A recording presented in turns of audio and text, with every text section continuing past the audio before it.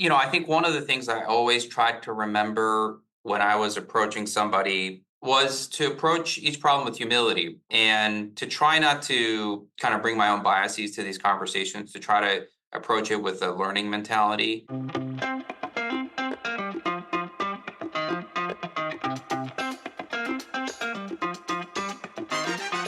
Welcome to Leading Quality, the podcast spotlighting the people moving healthcare forward from the front lines to the C-suite.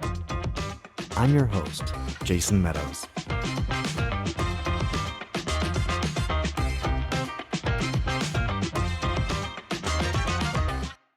I'm excited to welcome Dr. Kimiyoshi Kobayashi to the show. Kimi is one of those rare physicians who marries deep operational expertise with a genuine passion for improving patient care. As Chief Medical Officer at UMass Memorial Medical Center, an 850-bed academic hospital in central Massachusetts, he provides clinical leadership for safety, quality, and capacity management while overseeing hospital medicine, the EICU, employee health, and palliative care. He also invests heavily in mentoring the next generation of physician leaders. When Kimi joined UMass Memorial in 2019 as Chief Quality Officer, he founded the Center for Quality and Safety and helped lead the hospital's transformation from 1 to 4 CMS stars in just 4 years, a shift that represents a real difference for patients and staff alike. His research focuses on handoff safety, hospital transfers, and how capacity management impacts outcomes. Before UMass Memorial, he held leadership roles in medical informatics, clinical operations, and capacity management at Massachusetts General Hospital and Johns Hopkins Hospital. Nationally, he serves on the Vizient AMC Chief Quality Officers Network Steering Committee and the Society of Hospital Medicine's Quality and Patient Safety Committee. What I love about Kimi's story and why I wanted him here is that he's not just making improvements on paper. He's changing the day-to-day experience for patients and staff. And that's exactly the kind of leadership that we celebrate on this podcast. Kimi, welcome to the podcast. Thanks, Jason. It's a pleasure to be here.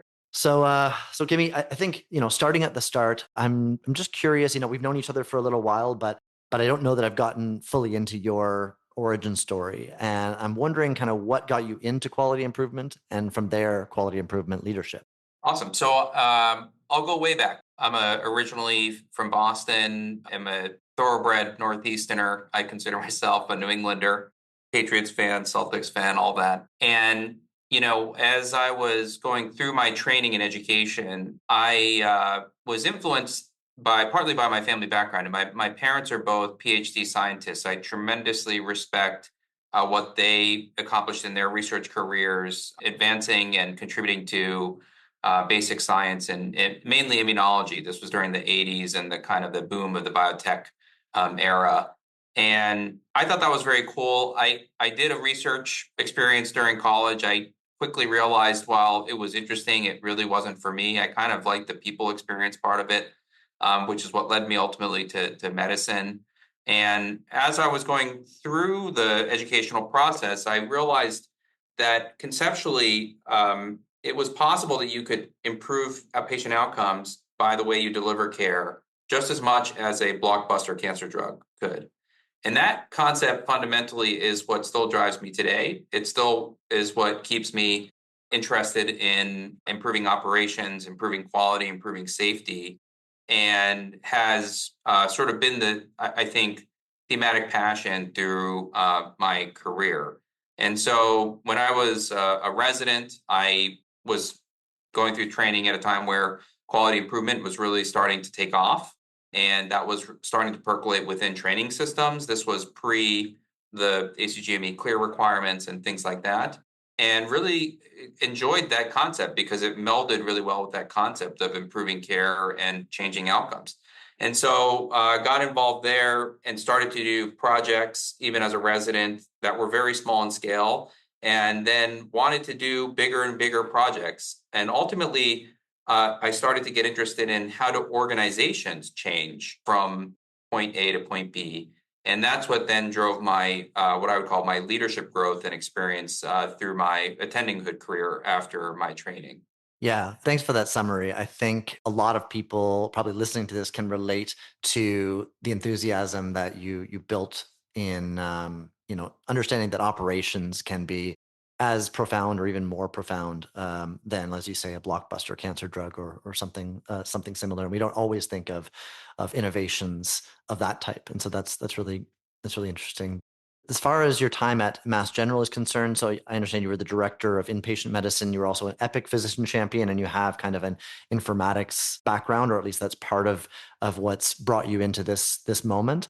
What were some of the early lessons or experiences that set the stage for your quality leadership that came after? I think one of the things that I learned early on in my career, thanks to mentors that I had, was to really take away from every experience that you've been given as much as you can. So, when I was going through my early career, I was really just interested in doing something, making a contribution, making change, learning, growing as a leader.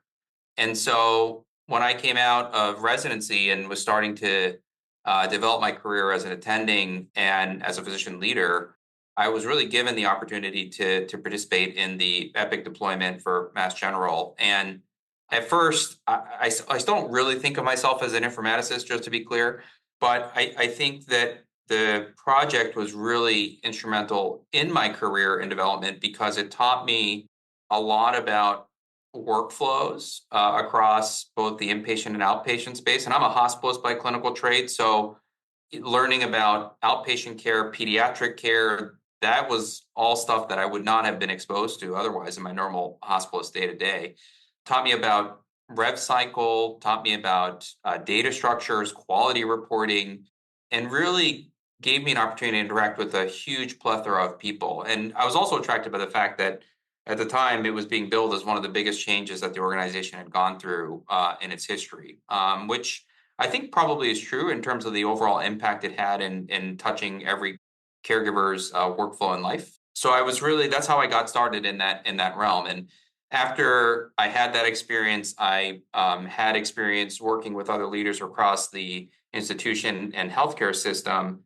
That's when my chair at the time asked me to take on some operational responsibility working within the department. And I absolutely love that role. It was great to interact and represent my department, but also really, one of my mentors at the time that I was starting that role told me, "Hey, Kimmy, if you're doing that role correctly, you're going to spend most of your time not with the people in your department, but actually interacting with others outside of your department." And that's absolutely what happened. Is I love collaborating with other departments, trying to solve problems together, and that's what exposed me into issues such as capacity and boarding, and working on alternative pathways to admission. And so I really liked how I was able to meld both my clinical experience that I was experiencing every day as a hospitalist caring for patients, my Epic experience, my experience with other leaders, and now solving different kinds of problems, and with a little bit more operational responsibility. So that was really how I would summarize my MGH experience. Yeah, I mean, there's so many kind of interesting themes in what you just said, and one of them was kind of the theme of being an outsider in a sense. You're a hospitalist by training, but then working really cross departmentally, and I think that some of us, when we try and tackle this work, notice how siloed our healthcare systems can be. I'm curious if you, as a hospitalist working with a lot of others who are not hospitalists, if you would consider that a relative strength, being the non-expert in the room when it came to, I don't know, pediatric oncology or orthopedic surgery or something else. Does that strike a chord with you at all? I think one of the things I always tried to remember when I was approaching somebody, let's say during my Epic role, about changing a workflow from homegrown IS systems to Epic, was to approach each problem with humility, right? That everybody that I was talking to had very good intentions, wanted to take great care of their patients, and cared a lot about outcomes and quality and safety. And to try not to kind of bring my own biases to these conversations, to try to approach it with a learning mentality. And I think that really helped me in my future quality leadership roles because, we're going to go into a situation when we're trying to solve a quality problem where we're trying to understand maybe the signal is that the quality isn't as good as it could be, or there was a safety issue. And so, rather than coming in and saying like there was a problem here, I think I learned early on in my career lessons about how to approach situations where you don't assume the worst in people, right? To a certain extent, people might approach these conversations with some sense of defensiveness to begin with anyway. So it doesn't help for you to come in and kind of say, hey, there was a problem, right? And I really tried I learned that lesson over and over when I was doing the Epic thing where, you have to start with inquiry. You have to start with, tell me about how you do X procedure, right? If we're going to talk about X procedures quality being off, let's talk about that procedure. Like, what is it that you do? Tell me about it. Because I might start to hear things, at that part in the discussion that completely changes my view about what might be going on. And I've had plenty of experiences, particularly in quality, where we start talking about a problem and I all of a sudden realize, oh, this might actually be just a pure data problem just by some of the things that I learned. And so I think that was really key and really helpful in how I approach problems now. Yeah, I love the idea of leading with humility. I think that's a really key theme that I've experienced as well. So thanks for sharing that. If that is, what you're describing is, kind of the zoomed in approach in the sense that you might be getting down to the nitty gritty of how a procedure works or how a particular process works. I'd like to zoom out for a minute and actually talk about your experiences at the Johns Hopkins Capacity Command Center, which is an example I think that a lot of the healthcare world looks to. They've had great success with that command center. It may even be the first of its kind, if I'm not mistaken, but certainly among the first. I guess for our audience who may have different levels of familiarity with that, can you explain what a command center is and why it's important? Absolutely. Capacity command centers over the past, I would say, probably 5 to 10 years have really evolved. And now I think we're at a stage where you can access in the literature, for example, more standard papers, documents about what a command center is. Fundamentally, I think about command centers as doing a couple things ultimately for health systems.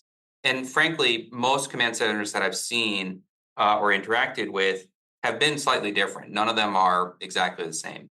But I think some of the central functions that they're trying to do is really act as a hub for either one institution or multiple institutions or hospitals and outpatient areas.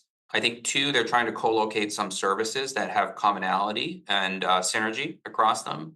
And I think they also are ultimately trying to act as a decision point for an institution, whether that be a single hospital, a health system with multiple institutions, as a decision point to adjudicate, situations where we need to make a decision that's for the better good of the patient and the health system.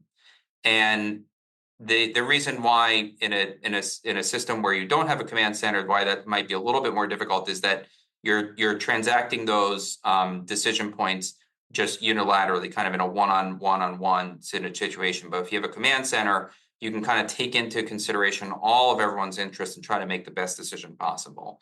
So I think that though that's really, to me, what a command center is. Now, what services you put into the command center, do you include, for example, transport services, yes or no? Do you include a clinical expediter role, yes or no? Those are some of the sort of the nitty gritty. And again, things look different. But ultimately, I think that's really what a command center is, founded on a foundation of data and insight. Increasingly now, command centers are hubs of advanced analytics using AI and machine learning and predictive tools. And I think certainly we will see, as we see consolidation in the healthcare market and we have larger and larger health systems, I think it's only natural that command centers will just grow and not shrink. That's my prediction. What would you say to hospitals that are working hard to manage patient flow, but they see command centers as an additional investment that they can't afford? And secondarily, what would you imagine to be the minimum size or the minimum set of features that you might need to make a command center work? One of the most important lessons that I was fortunate enough to learn at the Hopkins Command Center was the notion that while they did have a very cool NASA looking room with a bunch of computers and monitors everywhere, we had this cool wall of monitors, for example.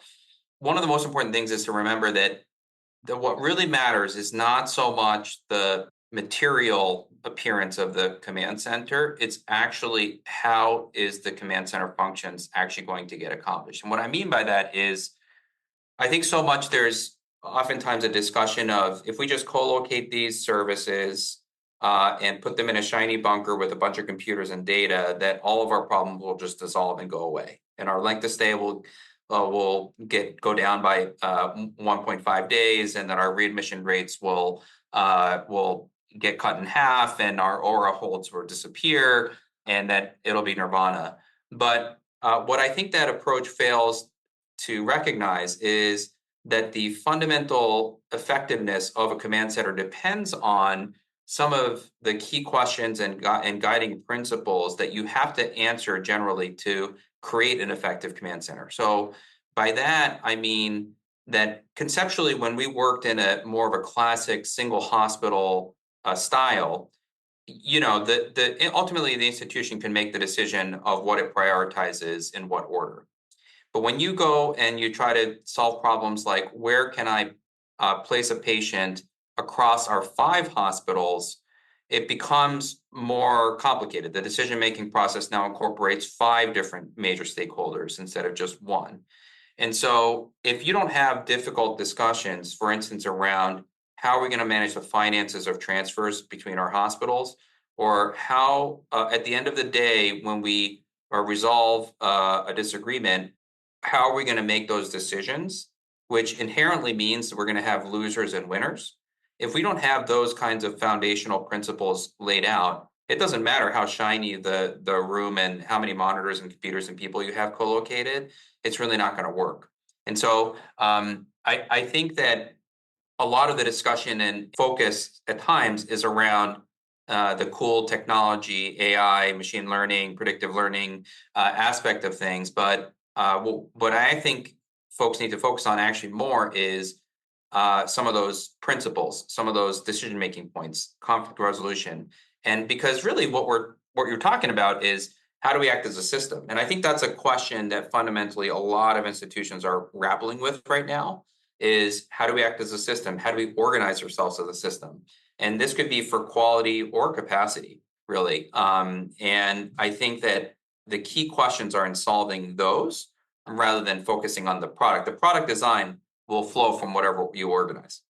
Yeah, it reminds me very much of what a lot of the older QI literature about the evolution of Toyota and other companies in different industries that have succeeded in this kind of quality improvement journey, which is when implementing technology, we want to deeply understand the workflow, deeply understand as you say, the principles or the problems that are actually being solved, because it can be awfully tempting to think that a new technology will be a panacea when in fact we haven't done the hard work of understanding how our hospital is structured, who is there, who organizes and interacts with whom. So yeah, I really I appreciate that perspective.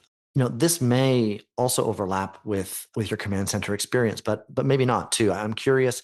You are now at UMass Memorial now for about 6 years, I think, and were a big part of this transition from 1 to 4 CMS stars, which is a really remarkable achievement. And I wonder if you can give me a sort of first 100 days playbook idea of what is the initial thinking in making that transition. And obviously it takes a lot more than 100 days, but I'm curious what that kind of playbook looks like in your mind now, having gone through it. Yeah, it's probably one of the things that I'm most proud of so far in my career of being able to achieve. Personally as a leader, I was really excited about taking on the role of chief quality officer to be given the opportunity to solve problems like this? How do you transform an organization, whether it be quality or otherwise, and move it from one position to the other? Um, so in terms of the first 100 days, I'll talk about what I felt early on. One of the first things I felt when I got to the organization and trying to, again, back to some of the principles you're talking about, what is the problem? And, when I stepped onto the wards as a practicing hospitalist at UMass Memorial Medical Center, I immediately realized that the 1 out of 5 CMS stars was not a reflection of the quality of care that was actually getting delivered. And so part of my hypothesis early on was that we're sort of not getting credit for the quality of care that we are providing. And that approach starts to take, or that lens starts to take you down a certain avenue of inquiry that I began, which is making sure that our data was aligned, that was clean and correct and validated, making sure that we had good alignment organizationally amongst frontline caregivers as well as the most senior executives on what we're trying to achieve on quality, and looking at how did we uh, how did we ensure or improve on a quality issue as it's identified? Oftentimes I heard very early on when I got to the institution that quality had been very much a flavor of the month issue. So, this month we're focused on hospital acquired conditions, but next month we're worried about infections. Well, last month you were worried about hospital acquired conditions. What happened to that? Oh, no, we're talking about infections this month, right? And in that environment, you can't sustain progress. So the other key thing that we did early on was to identify what were the top things that we needed to improve. So, you might look at the full slate of quality outcomes and say, we want to improve on all of them. But really pushing ourselves to say, no, like what are the most important things that we need to work on? And then committing to a multi-year improvement process. Because as we all know, you can, in the short term, improve any of these quality outcomes pretty quickly with a lot of effort. But the real trick is, can you sustain the improvement? And if you want to improve on any of these externally reported quality rating systems, you really need sustained outcomes because the measurement periods are often more than a year, and also they lag behind by a couple of years. And so you need to be aiming for sustained results, and that's what we're always sustaining for in a good QI sense, right? Is that final S, is that sustainment? And I also sort of knew that based on the way that data is structured and reported, that what we needed to aim for was not just incremental improvement, because that's what everybody in your peer group is doing. And so, as we know in quality, each year our peer benchmarks are generally improving on any given metric. So what we needed to do was sort of, stepwise function improvement, not just incremental improvement. And the only way that I thought we could do this is to basically look to the highest achievers in every one of these domains and then understand what are they doing, and then ask ourselves, why can't we do that today?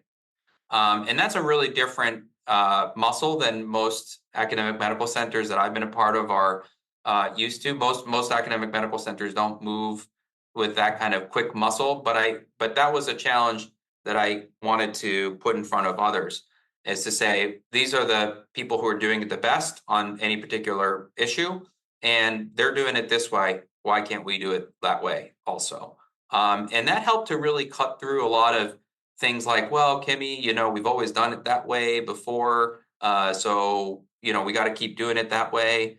It helped to cut through issues like, we don't think we can do it because generally people don't want to say that they're aiming to be third best, right? It generally, most people, particularly physicians, I find, they want to be the best. And so when you tell them that this is what the best is doing, it's hard for them to say, well, I want to be like that. So I think that really helped me. Yeah, I mean that's again a lot of themes that resonate there, and it sounds like through that whole process there was probably a lot of leadership growth for you personally and opportunities maybe to mentor others in leadership or those who might aspire to be leaders in the future. I'm curious what are maybe some mistakes that you made along the way that were really valuable teachers, maybe lessons that you'd convey to people that you mentor. Boy, there's a lot of mistakes that I can think of.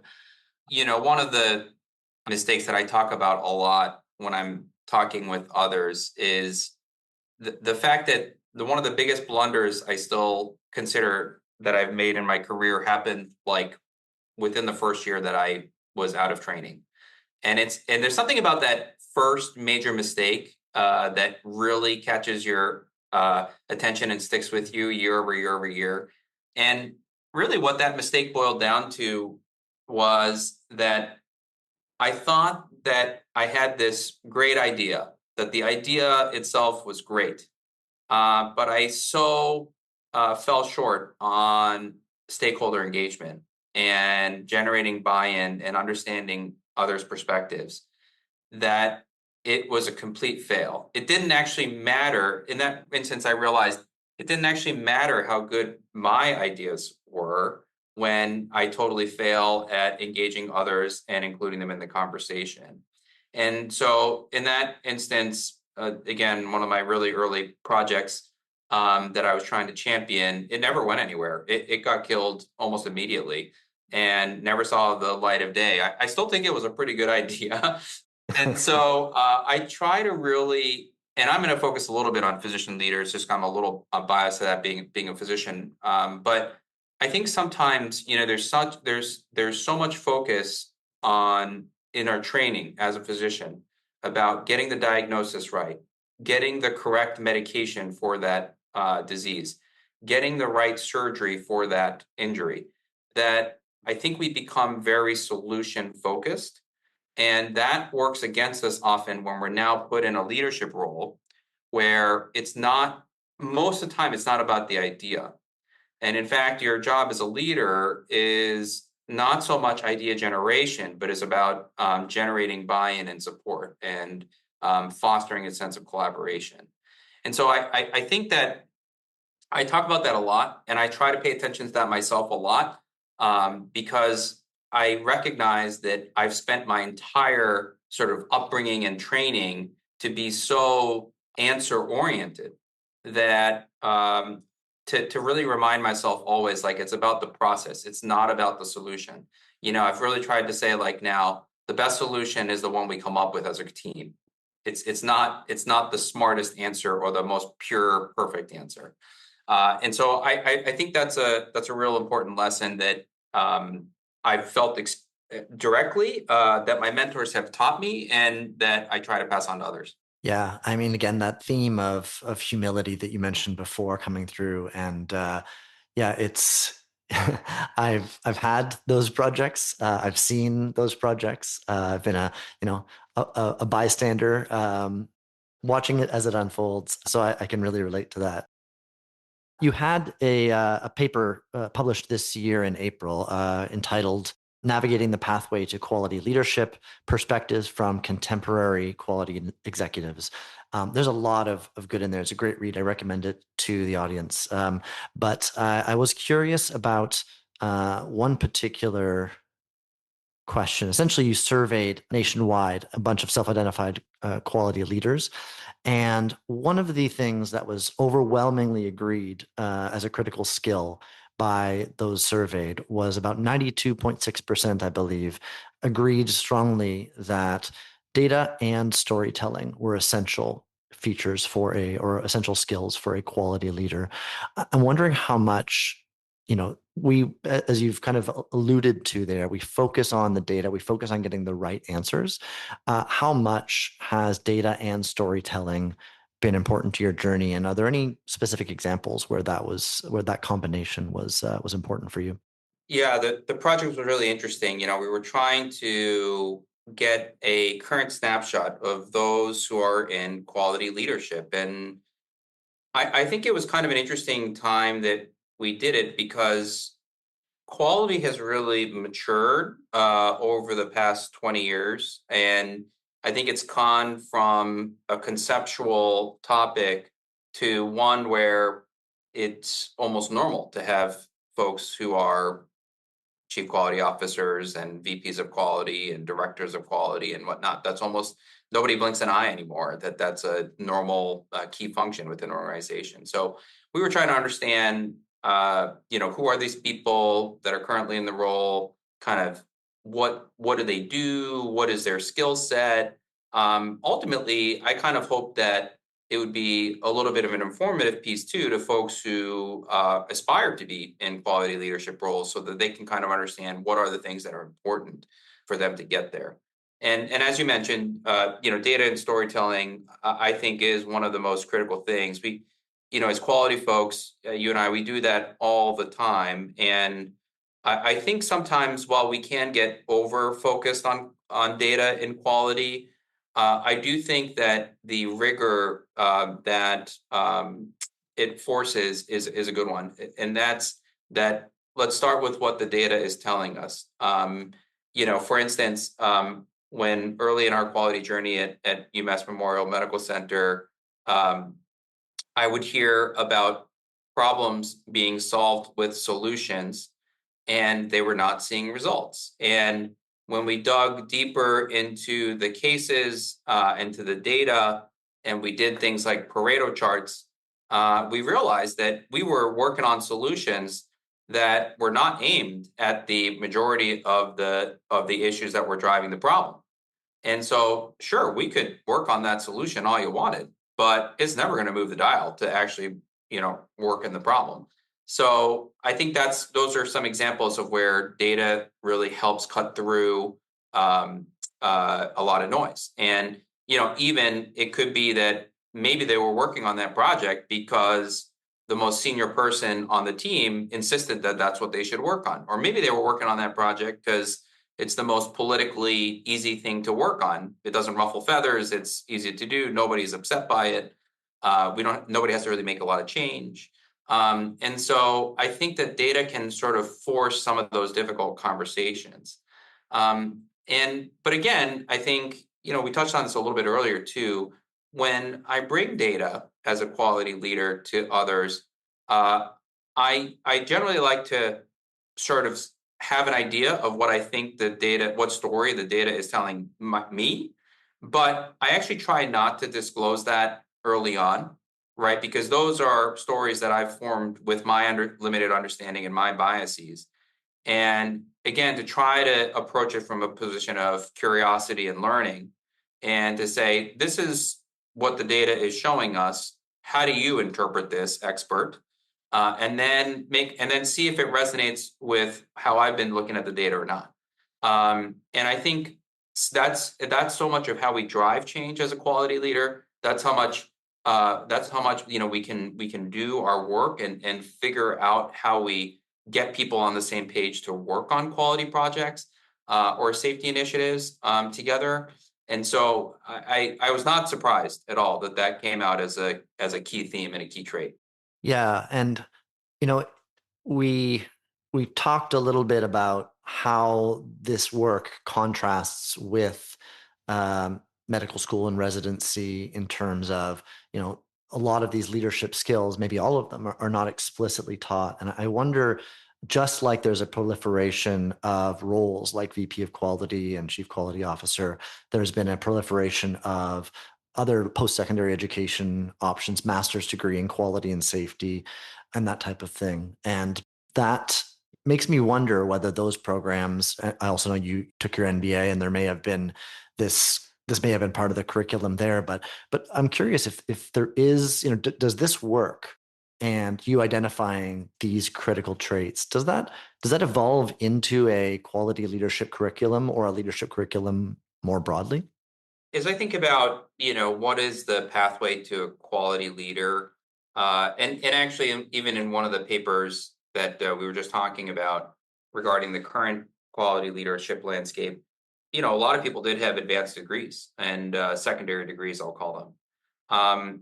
And I think that that's a reflection of a couple of things. I think one, quality has become, to a certain extent, a fairly specialized skill set and knowledge. There's a decent amount of content, or hard skills that I'll call them, that you probably do need to be familiar with now, being in a quality leadership role. So I think that quality development programs can be helpful in that, in making sure that you have the requisite content knowledge. For example, I think it's pretty hard to be in a quality leadership role without understanding the fundamentals of quality improvement. I think that's like a very concrete example of one where that's a content that you just need to acquire. Um, and then I think the other thing that quality development programs can be helpful for too more is the soft skills and the networking. So the soft skills, certainly if you didn't receive training on leadership, organizational behavior, change management, those kinds of things, usually now quality training programs have some element of that incorporated. We have, for instance, at UMass Memorial Health, we have an internal quality development program, particularly aimed at clinicians, that incorporates leadership training and leadership themes, along with teaching them lean methodology. So I think you can get those soft skills. And then third is the networking piece. And networking, I think, when I was in medical school, almost had a negative connotation. People think of it as somewhat maybe subversive or slimy or something, but it's really not that. First of all, people like us get to connect and connect with each other and learn about each other and all the common problems that we face, and so that's one fun aspect. But the other really important aspect is when I was early in my journey here at UMass Memorial Medical Center, I talked about a lot about incorporating best practice. Well, I can't incorporate best practice if I don't have folks I can reach out to and ask for help and learn from. And so that's the other part that networking can really help with. And I think one of the really special things about the quality community, as I've gotten to know folks, is one of the common traits that everybody has is they're very open to sharing. And there's not this competitive sense of, well, I've figured it out, so I'm not going to share it with you. I've never seen that within the quality community. And that's one of my most favorite things. And so, this willingness to share is the other part the other reason why that networking part is so important. So, I think in general, Jason, I would say it's helpful to have a quality development program, or to go through one, and that at some point, if you're aspiring to lead quality, you will, in one way or other, have to pick up those three major domains of hard skills, soft skills, and kind of that network. Yeah, I agree. We need to do a rebrand on the word networking, because I felt the same aversion to it early in my career. And, we talk so much in the quality world about kind of expanding our collaborative circles, something along those lines of it just, networking, but by a different brand. And certainly the themes that you're touching on with the projects you've worked on, and same with me, are all about engaging and partnering with people, across domains, across expertise silos. So, and I think the paper that you were referring to a minute ago was the one also published this year, Demographic Profile and Oversight Duties of Today's Healthcare Quality Leaders. Can you tell me a little bit about the key findings from that? Because I think this may also speak to an equity lens that has gotten a lot more press in the quality improvement world. Absolutely. Just like other survey-based studies, our results were obviously subject to uh, reporting bias, and the results that we reported were uh, based on the folks who decided to return our survey. But with that limitation being acknowledged, what was fascinating was the preponderance of women in the cohort, and vast majority of them were white. We saw a very skewed representation of Black and Latino and other underrepresented medicine races. And they tended to be all fairly, but what I would call probably mid to mid advanced career uh, folks, and mostly in clinical roles of either nurse, physician, pharmacist, those kinds of things. And probably, when we take a step back, it's maybe not that big a surprise. As we were just talking about it, it takes a little bit of knowledge and experience to have the requisite skills to be a quality leader. So that takes a little bit of time to acquire. It definitely helps as a quality leader to have what I call clinical credibility, meaning that you have experience either directly providing care in one way, shape, or form, or participating in the care environment, because you can interpret and understand how data is coming at you and what that really mean. So maybe that's not surprising, but I think the racial and gender disparities, which were much bigger than you would have expected just based on statistics of either other leadership types within medicine or within the general workforce, are definitely something that generated pause and more questions in my mind. Frankly, I don't really know why we saw what we saw. So I think we just need to kind of look at that more. Yeah, I think not enough people are looking at that. And I really appreciate how that has also kind of, entered into your work. And, as we're looking ahead from where we are now, hoping that equity is a bigger and bigger part of the picture, where do you see the quality landscape in healthcare going? Well, I think I'd be remiss to not at least start with the word AI in talking about the future of anything. But I do think that, increasingly it's an attractive proposition or vision to think that we can measure quality in a more scalable way. I think the amount of resources that we put in, not just in the United States, but frankly globally, in just measuring quality is astounding. And if you add on top of that the amount of resources it takes to do data and analytics and maintain that and all the servers and all these other things, it's a tremendous amount of resource investment. So I think if we can lighten that load and, thinking about the concept of like working to the top of our license, really reserve the human capital for the improvement, the cognitive, the interpretation parts. I think that's a real attractive concept. I worry, as all of our quality nerds do, about automation and metrics and numerator, denominator, and gaming the system and all of these things. But theoretically, we should, over the long term, be able to get to a much more manageable system that's, I would say, automatically captured and reported. And the other part of that is that if we can do that at scale, meaning, there's so many areas where surgical site infection is a good example, for instance. I'm not aware that there's a lot of institutions that can do surgical site infection monitoring on every single procedure that they do. And then stratify by surgery, stratify by provider, stratify by team, stratify by time of day, location, all those things. That's not usually easily done. And that's because most of the time, to do true surgical site infection reporting, you need somebody looking through the cases, or, and just querying the electronic health record for diagnoses and things like that is often not enough. And so the promise that things like AI will transform that and enable you to get a much more holistic picture of a problem is very, very attractive.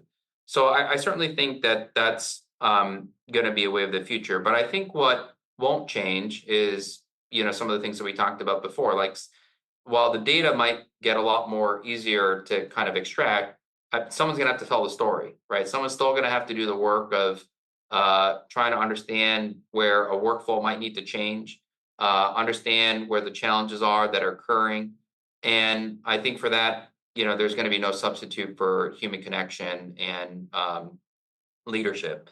So I think that will probably be an area. And then I think we're going to have to create, this is kind of like a systems on systems kind of thing, but like ways of monitoring our automated systems to make sure that they're not running awry, right? And so, thinking about how do you measure safety in the world of AI is an important concept. And then clearly, I think the settings in which we deliver care is diversifying, increasingly outpatient, increasingly in the home environment. I don't really see that shifting. I do think that there will always be patients who have super complicated medical needs that require some what I'll call hospital-like building. But no doubt, more of the care is getting pushed out outside of the walls of a traditional hospital or clinic, and trying to understand safety in that realm is much more complicated. The nice thing about a hospital is you sort of have a captive audience. And in the olden days, when we used to keep people for 21 days, 28 days regularly for a normal admission, you had a lot of control. You saw them day in and day out. You had a lot of control. But now, if let's say you're delivering care virtually or in the home setting, there's a lot more things you don't control. And how do you account for that in monitoring safety? And I think those are some really cool questions we have yet to answer.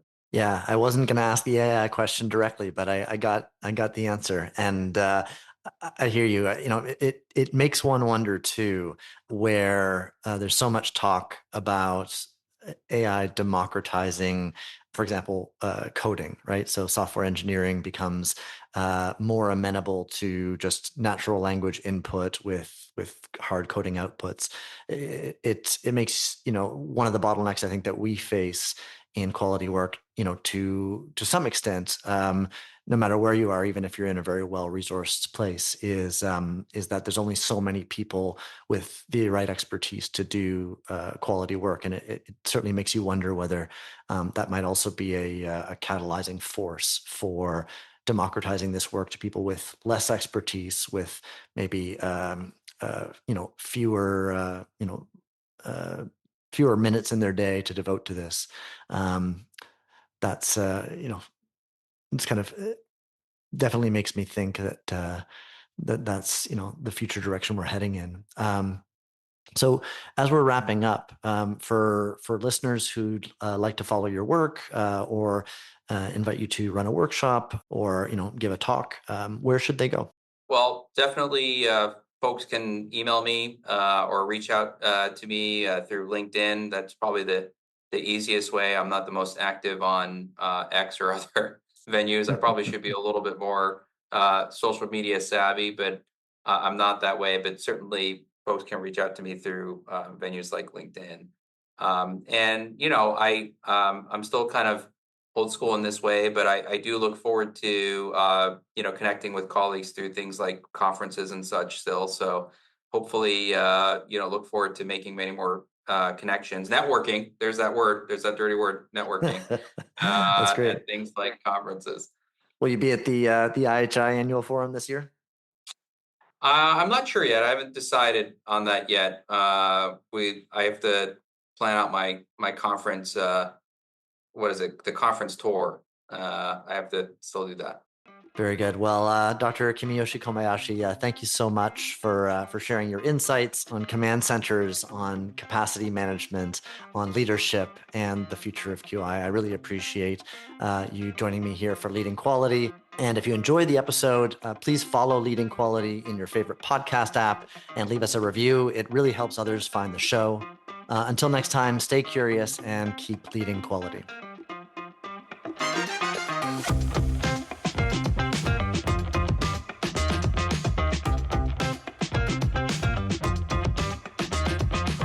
Thanks for listening to Leading Quality.